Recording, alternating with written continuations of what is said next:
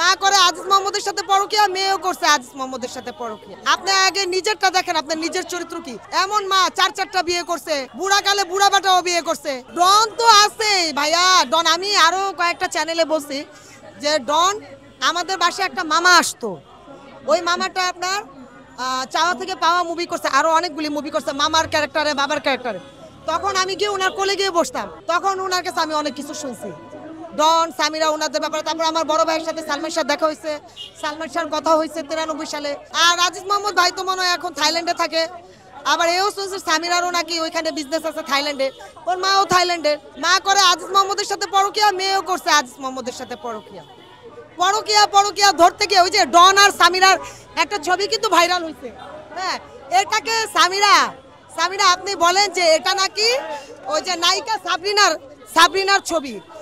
বাংলাদেশের জনগণ ভক্তরা এত বোকা না। আপনি এগুলি যে বুঝান যে আপনার সন্তানরা এগুলি দেখলে আপনার সন্তানরা কিভাবে বেঁচে আছে আপনার এসব কলঙ্ক দেখে।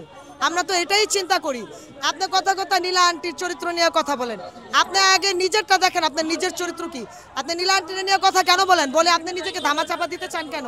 ওই ছবিটা তো আপনার সাবরিনার তো খবরই নাই। সামিরার ক্যারেক্টার না, এখন মুখ দিয়ে গালি আসা পড়বে, গালি দিতে চাই না। উনি তো একবারে বাংলাদেশের মধ্যে মনে হয় 1 নম্বরের নষ্টা নারী। ওনার বিয়ে কিন্তু 4টা হয়েছে, একটা না। সালমান শাহর পরে রনির সাথে 9 মাস সংসার করছে। তারপরে আপনার বিয়ে করলো মুস্তাককে। আরে মুস্তাকও তো বড় বড় কথা বলছিল, এখন মুস্তাককেও তো ছেড়ে দিছে। মুস্তাকের সাথে 22 মাস সংসার করে তারপরে বিয়ে করলো বাবার বন্ধু কিস্তি আর কি। ওনার ক্যারেক্টার আর কত ভালো ভাইয়া। শুনেন, মুস্তাকের সাথে যদি ওনার না বনিবনাথ হইতো, ঠিক আছে আমার চলে না, আমি থাকবো না। তো তোমার ছেলে মেয়ে তো বড় হইছে, তুমি বুড়া কালে আবার বিয়ে বসবা কেন?